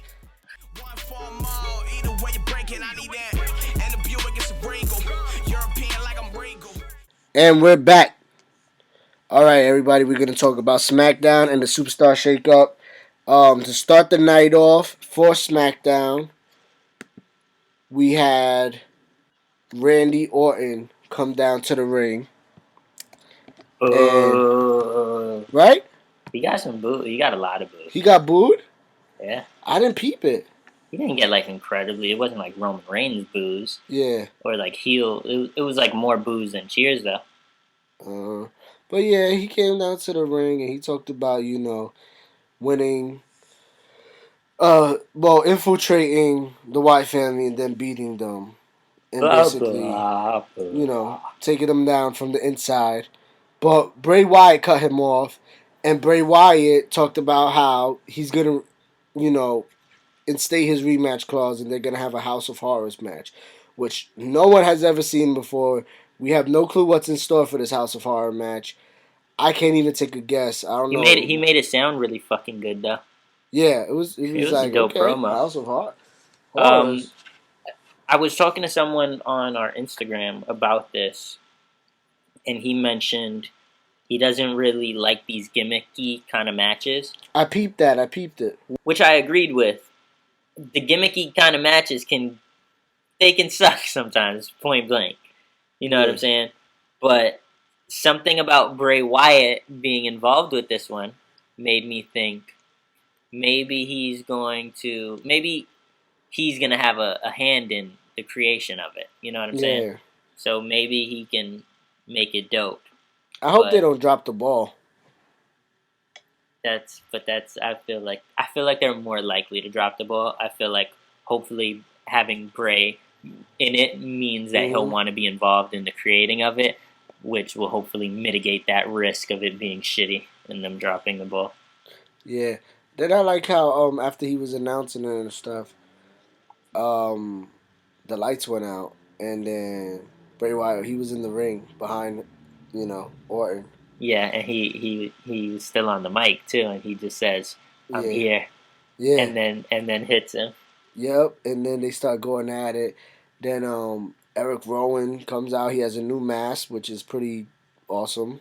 I'm not gonna Yeah. front. His mask was dope, It was and fire. he pulled Randy out and started pulled him out the ring, starts beating him down. And then who saves him? This was Fucking bad. This was bad. I didn't like this part. Oh, this is the worst part of the night for me, unless I'm Yeah. forgetting other shit. But Luke Harper comes out and saves his fucking ass. Why? No clue. How in the fuck does this make sense? How does it? It makes zero sense. The one thing I heard was like the enemy of my enemy is my. Yeah, they always try to sell it with some Yeah. but that's not true. Yeah. You don't decide to help some. That had nothing to do with you. You know what I'm saying? So It was whack. that was. And then whack. I didn't peep when they announced that it was gonna be a tag match, and I kind of commented on our Instagram when we were all talking with some of our followers, and I was like, I just hope it's not a good old fashioned tag match, and you were like, it already is, player. Yeah. Because we all know that was all they used to have on fucking SmackDown was, we're gonna have a tag match main event, player, because Teddy Long was the damn GM at the time. Yeah. So it's like, Just, damn, I don't was know. like, for real? That was kind of weak. Just poorly done. Like, what is in it for you? Like, it's not even realistic in human regard. Like, for people, like, if me and you had problems and you were getting fucked up by someone, I'm not thinking like, no. If me and you had problems and you were getting fucked up by someone else I had problems with, Yeah. I'm not thinking, well, I got problems with them too. Like, I don't fuck with either of y'all. I'm not helping nobody. This got Yeah. nothing to do with me. Exactly. That doesn't make any sense. Exactly. It makes zero sense. And then like him and Harper and Orton just standing together in the ring like it's nothing. Like it's totally out of my bro. They couldn't even be together on a tag team. They Yep. could not. They could not keep the tag titles together. Exactly. And here they are in the main event, man. And then they win. Yeah. Not even to jump too far ahead. I didn't want to, but they won the tag Honestly, team we main can event. get through SmackDown really quick. It wasn't that much crazy shit. There's only about 3 moments. I Yeah, think, that was one of them, which was bad. Then we had Miz and Maurice backstage. They said we're gonna see John Cena and Nikki for the last time tonight on And they come SmackDown in a out very long time. as- Uh They huh. came out as John Cena and Nikki. Then Which is basically awesome. later on in the night, John Cena's music hits and it was them And it was them. dressed. And It was actually, hilarious. That actually got me. I didn't even... Yeah. We got Naomi defending the belt against Alexa Bliss. She put in her rematch clause right away. Man, She took ouch, a L. Whoa, what? Oh, man. And not only did she take the L, but Naomi debuted a new submission hold, which was pretty Oh, yeah. cool. That was awesome. Yeah, that was an all right match. I'm not going to even front. I still have a problem, though, because we talked about the Miz thing. Wait, are we going to get back to the Miz thing? Yeah, we're gonna get back to the Miz Okay, thing because okay. the Miz thing didn't happen yet. Okay, you were talking about them announcing it backstage. Backstage. Got it. yeah. God, I was about to pop on you. Because after Naomi, hmm we get Kurt Hawkins in the ring. And he says he wants to challenge Oh, anyone in the back, man. and your man debuted. Oh, This man. was I before the got Miz. so many men, pause. Talk about Ty Dillinger making his main roster debut on SmackDown, bruh. Holy shit, when his music hit, like when Kurt Hawkins first came out, I wasn't even thinking in my mind like, oh, someone's about to debut. Like I was like, all right, bullshit, boring segment. Yeah. You know, some dumb SmackDown shit they about to Yeah. do right quick with Kurt Hawkins. Someone's gonna come in and whoop his ass real quick. Yep. And then when Ty Dillinger's music hit, the crowd was amazing. Popped big, I popped big. Yup. Like I was oh man. Bro, I was happy. Like I didn't pop like, oh no, yo. But I was happy. It's like finally, and I was like, yep. Exactly, because Yeah, after boy. his Rumble thing, and not that you forget about him, but you're like, well, maybe in time. They'll do it when they do it. But he wasn't like I was anticipating guys like the Revival. But I or said it too. I think I called it. I told you when we were doing the Royal Rumble recap.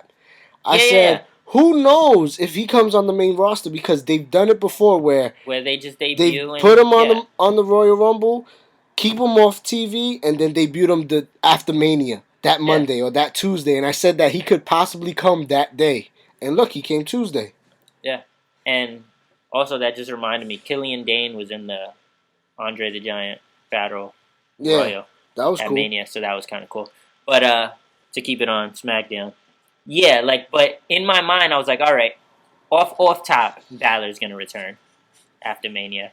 Off top, I was like, the Revival are gonna get the call up. They're the main tag team for NXT. That needs to get called up. And then, but I wasn't even thinking about Ty. I wasn't thinking about all these other guys. I was just, that was just the easy ones for me. I was like, all right, well, Balor's gonna come back. Revival.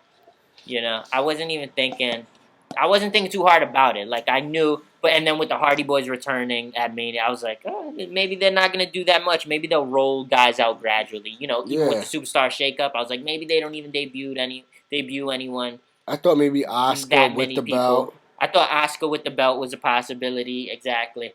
But I wasn't giving it too much thought. So when Ty came out, I was like, fuck yes, this is awesome. On SmackDown, I'm hyped. I'm with it. Yep. And had the short little match. He got the W. Got the W. Hits him with the tiebreaker. It was awesome. The crowd was loving it. He pins him, and it's just 10, 10, 10. Ding, ding, yep. ding. Beautiful. Yep. And then we get Cena and Nikki Bella for the last time on Monday Night Raw, baby. And it was so fucking funny. It was Miz and fucking Maurice, and the crowd was hype. Like, they were like loving them. They loved it. That was the best John Cena reaction John Cena's ever got. For real. Yeah, the crowd carried over from Mania with the love for Miz. And then Miz was like, well, you won't see me. You won't see us. We are not here. We're going to Hollywood. We're gone. And then fucking who we get? It was so random. Nakamura. It was just so random and like perfect. We just get a violinist begin to play. Yeah. We get a Well, once I saw the violinist. No, of course. The hardcore, we know. But it was just a beautiful way to bring it in. It was just like the lights went down and then a violinist starts playing and it's like, oh my god, this is about to be you. Like, that was my reaction. Like, no fucking way. I was looking for Nakamura pictures before he even came, just because of the violinist to post on our page. And I posted one and I was like, I did this just off the violinist being there, and just then his what a music hits, just big time. And Miz is just there, like, and nothing happens. And it's beautiful. Miz just makes leaves. his entrance. Miz leaves. Nakamura makes his entrance. Stands in the ring. Gets cheers. Crowd going crazy. And then that's it. And he dips. Awesome. I think it was pretty brilliant. He does it. He can talk. He can communicate. It's not that great though. It's broken. Yeah, not amazingly well. It's broken. But they don't need him with his style. He doesn't have to talk. Bro, because his charisma is just. He can be the silent destroyer, the silent assassin, like one of those kind of guys. That silent anything, silent whatever you want to call him. That would define him being cerebral and amazing. Yeah, he's just his charisma speaks volumes. The silent warrior. Yeah, you look like you ready to name him that permanently. That's his name.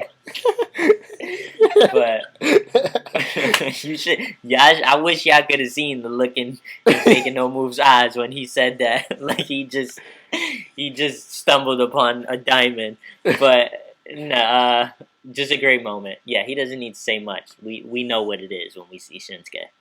Yep. And one thing I want to say before we move on, I thought, there's a little part of me that thinks like maybe this means, because we know John's not gone forever. Him coming out and kind of making that statement while Cena's being mocked by the universe can also set some seeds for a future Cena Nakamura match. Mm-hmm. That Okay. probably I didn't would even be. think of that.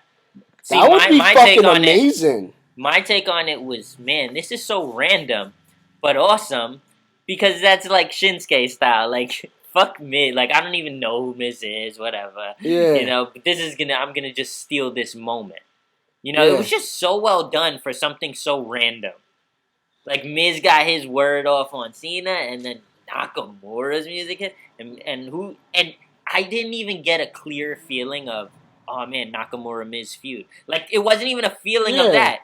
It was just like Nakamura didn't even care who Miz was. It wasn't even like a slight kind of thing. He wasn't even trying to like shit on Miz. It was just like, yeah, this is my moment. Well, here you now. know what? Next week Nakamura will probably be facing Miz, and I think that'll be a pretty good match. Their styles will actually I think it would pretty be well a dope together. match. I think it could be a dope feud. And I especially like Nakamura coming in and have him chase a little. Don't just throw him into the title picture. You know what I'm saying? We know he could be main event. Let's not forget to mention though that We know Miz, he is main event. Yeah, he is main event, exactly. But like, I like keeping him away from it for a little. But Miz also, where this kind of ties in together. Miz is main event. Miz is taking Daniel Bryan's moveset, those kicks and all that. Yeah. Daniel Bryan took that from Nakamura himself, the King of Strong style, who was killing it with that whole style in Japan for years. You know what I mean? And it could be like, okay, you're copying the guy that copied me. Now let me show you the original. And I know their styles are going to be good together. And just to see that whole clash. And Nakamura is definitely going to get the W. But I think it's going to be an awesome match. And I'm calling it. I'm calling it right now. That's going to be the whole story of it, too. I love that. Fucking with it. Only at the No Politics podcast you get this kind of insight. Fuck every other... No, don't fuck every other podcast. Rosenberg! If you want to come check out the No Politics podcast. Speaking of Rosenberg, let's do a cheap heat. Let's do a cheap heat No Politics podcast collab. Right? And just kill it. Word. Rosenberg. But we got to give him a shout out. He was actually working for WWE on WrestleMania, which is big time. That's the dream. That's the dream right there. But I can't also not front like I don't listen to his podcast because there was an episode where he doubted Nakamura and how he would go over with the main crowd on the main roster. Okay, so is this shit on Rosenberg time? We're gonna shit on No, we not gonna shit on Rosenberg, but I because we can't call it yet. It was just one night, and it was the night after Mania. Here's the thing, bro. But I think Nakamura is gonna do very well on the main roster. I personally do think so. And I hope so. I think so too. And here's the thing. This is where I'm gonna play devil's advocate though for you. Is that this was a post-Mania crowd. This was still an Orlando crowd. Yep. So who knows with the casuals he doesn't get over as much. This helps his stock huge though because the casuals just saw the kind of response he got. And trust me, everybody wants to sing to that song. That song is fucking amazing. Hell yeah, when the crowd is singing that shit, bro, that shit is amazing. Yeah. It's very important. Also, I'm gonna make this announcement. Well, yes, before I've even that song is important. But if Rosenberg is the A show in wrestling podcasts, I'm coming for the throne. I don't know what you're doing. Nah, I don't know what you're trying to do. I ain't coming gonna for that throne. We can Rosenberg have a ain't even the A show. There's other shows that are A shows. Okay. Well, in my mind, he's one of them. He's up there. Yeah, he's this top. is who I'm seeing up there. He's top 5. Some people watch WWE and they be like, oh, Cena's the main guy. And some people think Reigns is the main guy, but other people be like, nah, not them. Yeah. Guys like Nakamura, that's where it's at. Everybody Rosenberg's got their the own Nakamura idea. for me. Like everybody got their own idea of the top. To me, Rosenberg is the top. I'm trying to have a good old ratings war. Let's go for the Monday Night Wars, Rosenberg. Calling you out. Yo, that is hilarious. So I'm How trying to about get it this? popping. I'm trying to have a ratings get together and let's collab on some ratings. You know what I'm saying? We got to, come on, Rosenberg. Like, look, I'm saying. Rosenberg, we see what you're doing for the coach. You know, we respect it. We're trying to do the same thing. But let's not veer off too far off the topic and the subject of SmackDown Live because we still got 2 more matches and 1 more segment to talk about before we talk about our thoughts on the Superstar Shakeup. Yeah. So the following match after Nakamura's debut was Baron Corbin against Dean Ambrose in a street fight. Non-title, and it was non-title. What happened? And it was non-title. And it was non-title, which was weird. Was important. That was important. It was weird, but it was important. Yeah. It was a good match, too. I mean, to me, it wasn't weird.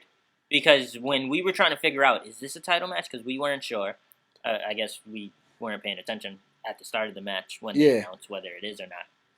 But I was like, well, it wouldn't make sense for him to have a title rematch because he just had his title shot and lost. So he doesn't necessarily deserve that title shot rematch. Exactly. So in my mind, I was like, okay, it makes sense that it wouldn't be a title match. Yeah, I didn't mind. I just was like, wait a minute, this is weird. Yeah, I was just unsure, yeah. Yeah, just the way it got set up. But it was a good match, and Baron Corbin ended up getting the W. And we were saying earlier, I can see him having the belt and being the next one to hold it, you know? I still think he's the next one, yep. Yeah. But yeah, good match. This feud's going to continue, so we got much more to talk about going forward with them. Now, let's move on to Shane McMahon addressing the crowd and addressing the Superstar Shakeup that his father announced. And basically saying any star on Raw should want to come to SmackDown and have, opportunity to be great and be the top guy.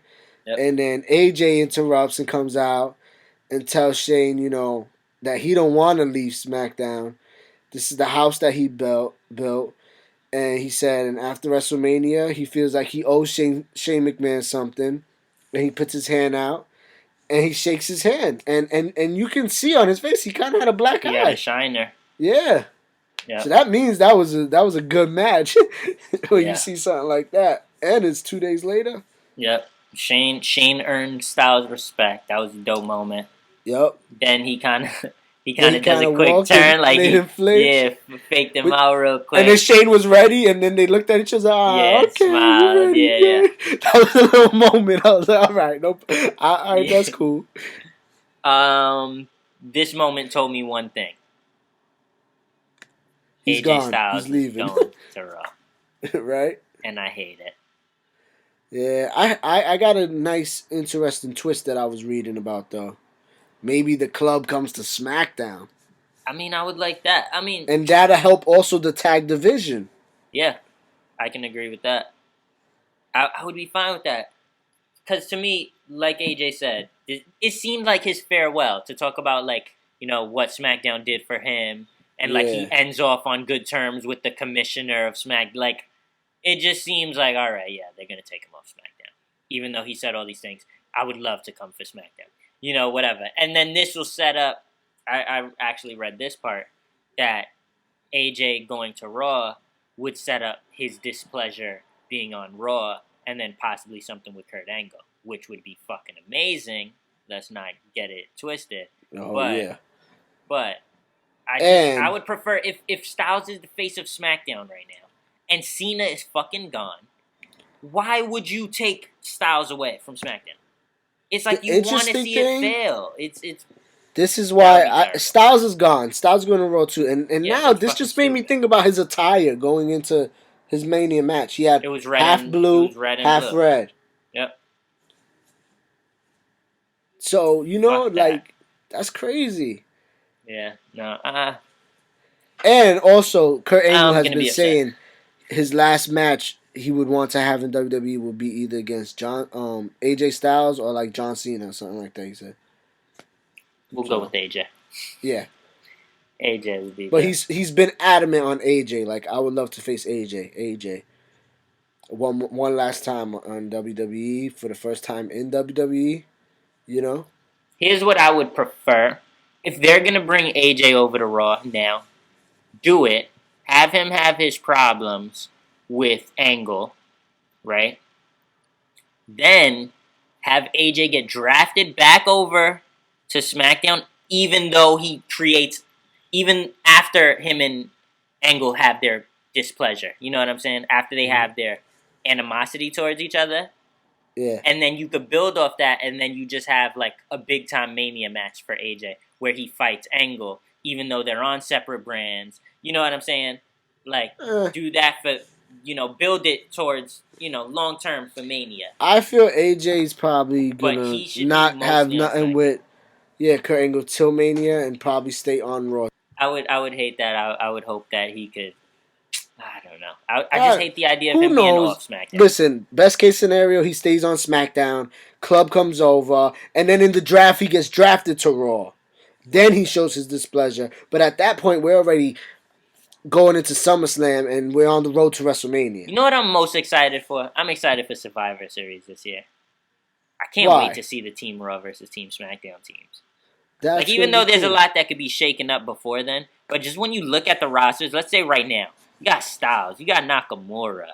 You know what I'm Word. saying? Like, on a team. Joe, And then you got Owens, Joe, Owens, Balor. Like, get the... I just had to throw my fucking pen across the room. Because, holy... When you look at those names... Bro. And all the history... Just... Oh, my God. And I then if cannot fucking wait. dudes like Bobby Roode Bro, and fucking Aleister in the Black future. and Cassius Ohno and Yeah, those in the dudes future. come up. Imagine then. That's for next year. This year is going to be one of the biggest years in WWE in a while, I think. They've I been heard talking New Era. Andrade's coming quick soon. I heard that too, and I fucking love Andrade. They've been talking about New Era for a while. This is the real start of it. Yeah. They've been Yeah. pushing. But let's not jump too far. We could talk about that during the Superstar. No. This is gonna be the biggest year in WWE in a while. Quote you. I'm gonna quote you on that. Watch it. April. This You year- said that in April 2017. This year is important. Okay. I see what you did there. Let's go. But before we jump into the Superstar shakeup, because we're gonna leave a lot of that talk for that segment, let's talk about this whack ass main event. You can Let's talk not. about it because let's not.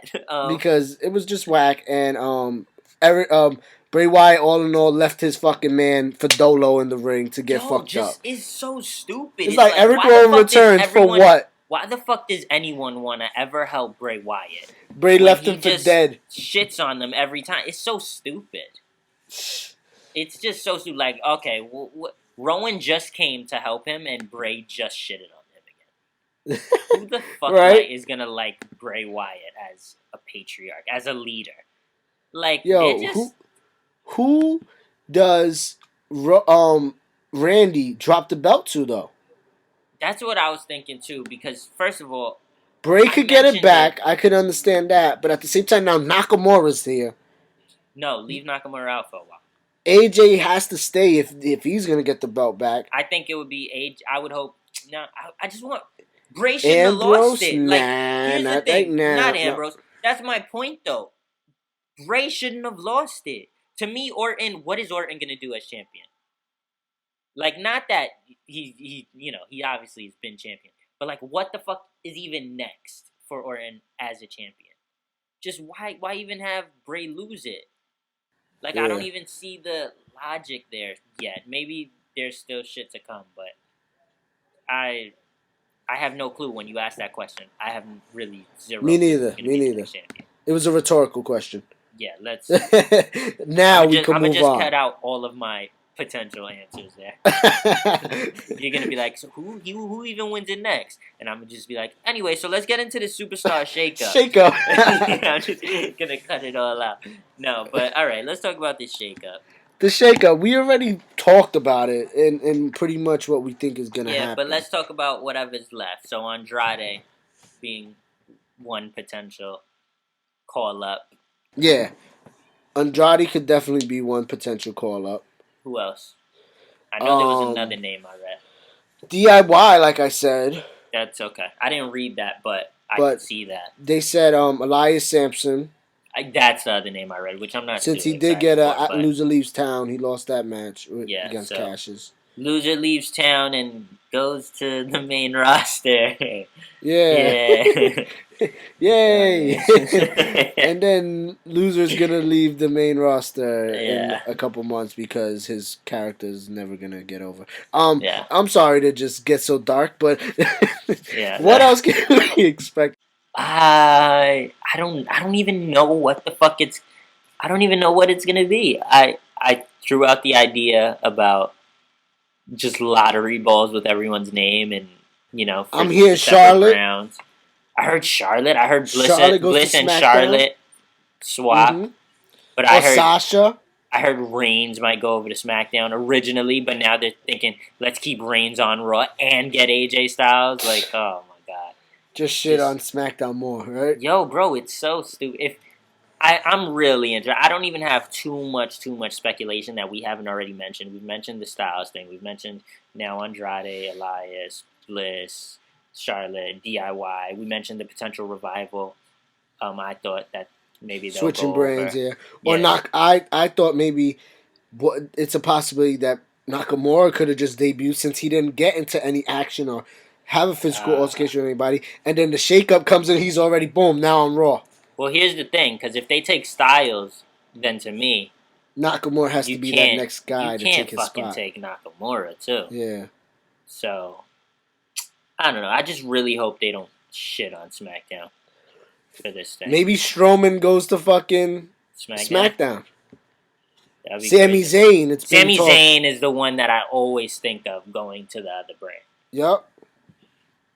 So I can understand that. They've already planted seeds of Steph and them not liking him anyway. Yeah. And he even said himself, he was like, with the superstar shake-up coming and, your boss, the McMahon's not having a liking for me. It's a known fact they don't like me. I might not be here any longer. I want to prove my worth to you. Yeah. So that you who keep knows? me What around. if it is trades? What if it is like, oh, we don't want this guy? And if that's the case, then Zayn is like potentially one of the early ones out the door. But if Angle likes him, then Angle does like him. So. What if they do some shit where it's like two guys for one? Like if Raw wants AJ so bad, so it's trading. You know what I mean? What if it's a trade like that, like a trading scenario situation like that? If it is based off trades. Well, as a sports fan and an amazing trader in fantasy football, I gotta say, I'm expecting some shitty trades. I'm gonna expect trades where the value does not match, and I'm expecting just poorly done. I think this is gonna be poorly done. I think they're gonna fuck shit up. Probably. I'm gonna hate this. I can't wait. I just like. No, I'm excited. Don't get me wrong. I hope it's one of those moments where we set the bar low and then it overexceeds, our standards. Expectations. All right. Well, this isn't gonna take. No expectations. This isn't gonna be difficult because my bar is damn near touching the ground. Pause. Whoa. But all right, that's it for my thoughts on this shit. I mean, I don't really got much to say either, so I know for a damn fact Brock Lesnar ain't going nowhere. He's staying on Raw. Do you think any title holders switch? Nah. No. No title holders will go. I think if you have a belt, you're safe. Okay. Alpha America, imagine they get traded. Oh, man, that would suck, too. That would suck, yeah. Who knows? This could be very bad for SmackDown and very good for Raw. That's what it's leading up to. That's the general feeling. Yeah, that's what it's leading up to be. Like, Raw's going to get some great talent that SmackDown's been holding on to. And then we're going to get Mojo Rawley in the main event versus Nakamura of SmackDown. Oh, man. Miz is probably gone. Nah, he's the one where I was like... Daniel Bryan don't like him. Why would Daniel Bryan keep him around? He don't got a belt. Because you need that animosity. Man, Miz is great, and that crowd loves the Miz, man. Like, See, you're just fucking up everything SmackDown has going for it. What does SmackDown have going for it? Styles, Miz, fucking. If you take that away, they just lost Cena. Like, come on. Yeah, that'll be crazy, but who knows, man. So basically, our whole Superstar Shakeup segment is full of us not knowing what the fuck's gonna happen. We don't know what the terms of a shakeup means. Yeah, we have zero clue on this. Right? So. But I will say it's been a great fucking week for wrestling. And it should be a great next week in wrestling. It should be a great next week as well. And I'm so happy that everyone on our IG is so great and so interactive with us. And fucking, we love you guys. And we want you guys to keep interacting with us. Keep spreading the word. Help us to grow. Let us know, like, what we can do to improve the show. What we can do, like, to improve our connection with you guys. And make sure you just stay in tune, man. Stay in tune with us. And if you want, you can follow me, Faking No Moves, at FAKINNOMOVES on Instagram and Twitter. You can follow me at Working Genius, WORKINGENIUS on Instagram. Follow at No Politics Podcast on Instagram. Final word before I go. Big shout out to NXT TakeOver Orlando. That shit was big. Loved it. Yes. Rude retains. Glorious. Asuka retains. New belts. Authors of Pain retained. New belts. All new titles. All down the line. Yep. Aleister Black with Authors his debut. of Pain. Oh, love those guys. Just sanity with their win. Just I love those it guys from top to bottom. Loved it. Yeah. Just wanted to mention Definitely. that. Big Not shout forget, out. Drew McIntyre was in the building. And he's back in NXT. And his character looks pretty fucking dope. I already seen shots of his first match. Wow. So, yeah, big shout outs to NXT. Big shout outs to all you guys out there listening. Follow us, No Politics Podcast, on SoundCloud, YouTube, and Instagram. Peace. Dreams over everything. Ain't touched that I'm headed there. Brad wants me double pants. Call shots, let me met it there. Tell them ask when the records come. Time and shit, let it come and come. Tell Khaled it's another run.